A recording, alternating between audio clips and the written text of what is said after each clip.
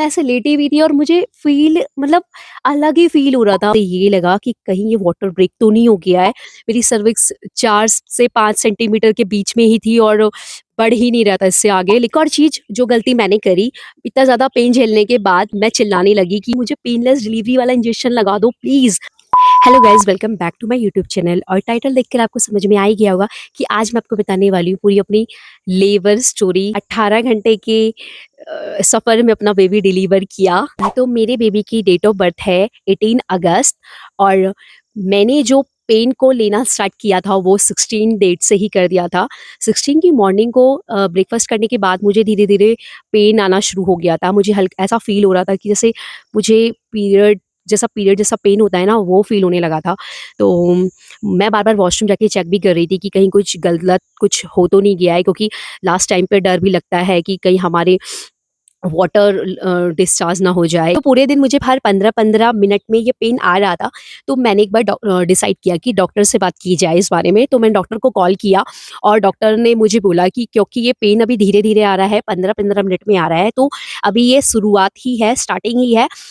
हो सकता है ये फ़ॉल्स कॉन्ट्रैक्शन भी हो, लेकिन उन्होंने बोला कि अगर आपको लगता है तो आप एक बार हॉस्पिटल आ जाएँ और हॉस्पिटल में हम ये सब कुछ चेक कर लेंगे आपका, नहीं तो आप अभी घर पे भी रह सकते हैं। तो मैंने डिसाइड किया कि अभी मैं अपने घर पे ही रहती हूँ, क्योंकि ना हॉस्पिटल में जाके और भी ज़्यादा पैनिक माहौल हो जाता है। और सेकंड चीज़, मुझे बहुत ज़्यादा डर लगता है और सी सेक्शन का तो मुझे बहुत ही ज़्यादा डर लगता था कि कहीं मेरे को सी सेक्शन ना हो जाए हॉस्पिटल में जाके। तो मैंने बाकी लोगों से भी सजेशन लिया, तो सबने यही बोला कि अभी अगर हल्का, बहुत ही हल्का पेन है तो ठीक है, घर पे रह ले। और इन इमरजेंसी के लिए मैंने हर चीज़ तैयार रख ली थी कि अगर मुझे लगता है कि मुझे एकदम से ज़्यादा पेन हो रहा है तो मैं हॉस्पिटल के लिए रश करूँगी। उसके बाद मैंने पूरे 16 के दिन वो पेन को बियर किया और रात में भी वो पेन मुझे इतना ज़्यादा नहीं फ़ील हुआ कि मुझे नींद ना आए। मैं ठीक-ठाक सो भी गई थी। लेकिन अ अर्ली मॉर्निंग मुझे वो पेन थोड़ा-सा जल्दी आने लगा और थोड़ा-सा तेज़ होने लगा। अर्ली मॉर्निंग में मैंने फ़ील किया कि मुझे डिस्चार्ज हो रहा है बहुत ही ज़्यादा। मुझे ऐसा लगा कि जैसे मैंने वॉशरूम कर दी है। तो मुझे सेकंड थॉट में एकदम से ये लगा कि कहीं ये वाटर ब्रेक तो नहीं हो गया है, कि ये बहुत बड़ी प्रॉब्लम तो नहीं हो गई है। उस टाइम पे मुझे कुछ भी समझ में नहीं आ रहा था कि ये क्या हो गया है, ये इतना ज़्यादा लिक्विड क्यों निकल रहा है। उसके बाद मैंने अपनी मदर इन लॉ से सबसे इस बारे में डिस्कस किया। उन्होंने बोला इट्स नॉर्मल, जब हम डिलीवरी के थोड़े पहले आ जाते हैं, तो ये धीरे-धीरे वाटर ब्रेक तो नहीं होता है, ये वाटर ब्रेक वाली चीज़ नहीं है, ये निकलता है डिलीवरी से पहले, तो इसमें घबराने वाली कोई बात नहीं है। तो मेरे केस में ये था। तो उसके बाद मैंने अपने कपड़े वगैरह चेंज किए और मैं वॉशरूम गई, तो मैंने एक और चीज़ रियलाइज़ करी। यूरिन पास करने के बाद मैंने देखा कि हल्का रेडिश कलर का कुछ निकला। तो मैंने डॉक्टर से फिर से कंसल्ट किया, उन्होंने मुझे बताया इट्स अ म्यूकस, इसे म्यूकस कहते हैं और आप डिलीवरी के बहुत ही ज़्यादा करीब हो, इसीलिए आपके निकला है। तो मैंने बोला ठीक है, चलो कुछ तो अच्छे-अच्छे साइन मुझे नज़र आ रहे हैं, क्योंकि लास्ट टाइम पे हम इन्हीं साइन का वेट करते हैं कि हमें कुछ ऐसे-ऐसे साइन मिले जिससे हमें पता लगे कि अब हमें हॉस्पिटल जाना है। तो पेन मुझे पहले से थोड़ा ज़्यादा होने लगा था और मेरा टाइम ड्यूरेशन भी हर 5-5 मिनट में मुझे पेन आने लगा था। धीरे-धीरे ये पेन 5 मिनट से बढ़कर और ज़्यादा जल्दी होने लगा, टाइम ड्यूरेशन थोड़ी कम हो गई और ये 3-3 मिनट में पेन आने लगा। शाम को हमने डिसाइड किया कि अब हमें हॉस्पिटल जाना चाहिए।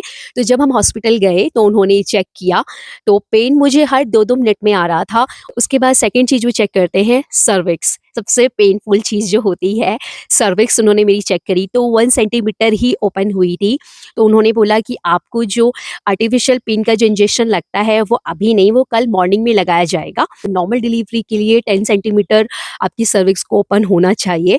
तो उसके बाद मैंने बोला ठीक है, थोड़ा और पेन झेल लेंगे। पूरी रात मुझे बहुत ज़्यादा पेन होता रहा, क्योंकि मेरा पेन हर 2-2 मिनट में मुझे हो रहा था।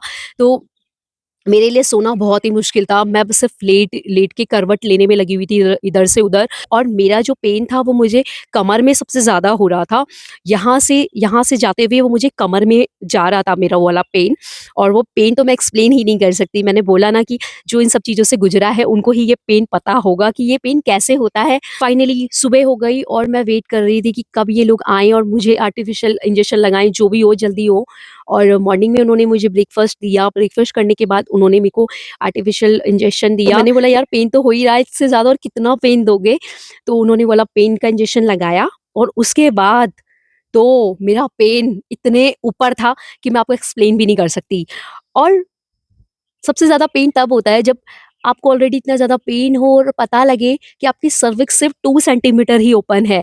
और मुझे तो ऐसा लग रहा था कि यार पूरी रात इतना ज़्यादा पेन हुआ है ना, तो मुझे ऐसा रियलाइज़ हो रहा था कि अब तो 7-8 सेंटीमीटर तो मेरी ओपन हो ही गई होगी, और मुझे तो लग रहा था कि सुबह होते ही कहीं मैं बेबी डिलीवर ना कर दूँ, लेकिन ऐसा कुछ भी नहीं हुआ, सिर्फ 2 सेंटीमीटर ओपन हुई और उन्होंने मुझे और ज़्यादा इंजेक्शन दे उसके दिया। बाद बाद तो इतना ज़्यादा पेन हुआ कि मैं थोड़ा-सा बैठ रही थी और उसके बाद थोड़ा-सा उठ के उस पेन को झेलने की कोशिश कर रही थी, और सेम टाइम पे मैं चिल्लाने का मन कर रहा था मेरा।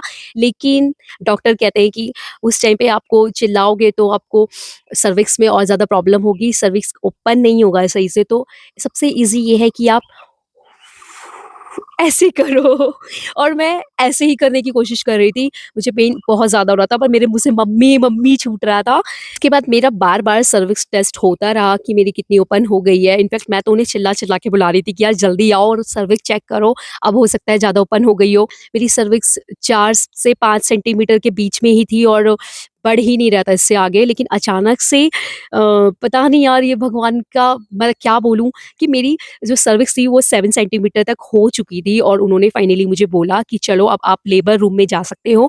7 सेंटीमीटर सर्विक्स होने के बाद मैं लेबर रूम में गई, और लेबर रूम में जाने के बाद भी उन काफ़ी ज़्यादा समय लगता है। ऐसा नहीं होता कि लेबर रूम में अब जाते ही आपको जल्दी से आपका बेबी निकाल दिया जाए और आपको इस दर्द से बाहर कर दिया जाए। एक और चीज़ जो गलती मैंने करी, इतना ज़्यादा पेन झेलने के बाद मैं चिल्लाने लगी कि यार मैंने पेनलेस डिलीवरी वाला इंजेक्शन क्यों नहीं चूज़ किया?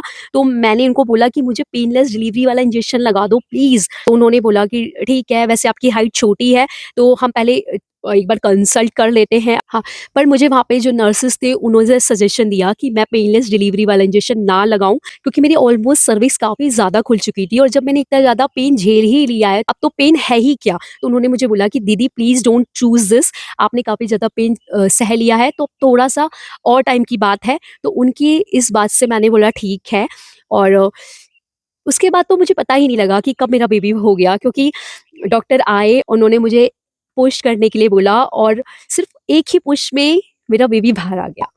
और ये बहुत ही अमेज़िंग था। मैंने उसकी रोने की आवाज़ सुनी और मुझे बिलीव नहीं ऐसे हुआ। लेटी हुई थी और मुझे फ़ील मतलब अलग ही फ़ील हो रहा था। मुझे ऐसा लग ही नहीं रहा था कि यार ये मैं हूँ जिसने ऐसा किया। फाइनली मैंने नॉर्मल डिलीवरी कर दी। मतलब ठीक है, अगर ओटी भी हो जाता इन इमरजेंसी, बट जो भी है फाइनली बेबी हो गया, इससे ज़्यादा बड़ी खुशी और क्या हो सकती है। ये खुशी बहुत ही ज़्यादा एक्सट्रीम ऊपर होती है, जो हम एक्सप्लेन नहीं कर सकते। बहुत ज़्यादा पेन होने के बाद जब आप बेबी डिलीवर कर देते हो, उसके बाद आपका सारा पेन चला जाता है अंदर से भी और माइंड से भी। और यही मेरी लेबर जर्नी थी जो मैंने आपको एक्सप्लेन करी अपनी। और मैं तो सिर्फ़ एक ही चीज़ कहूँगी कि नॉर्मल डिलीवरी पॉसिबल है। अगर ये चीज़ मैं कर पा रही हूँ जिसे अपने पे बिल्कुल भी भरोसा नहीं था, तो ये चीज़ हर कोई कर पाएगा। बाकी मिलते हैं नेक्स्ट वीडियो में, तब तक के लिए bye with a good view.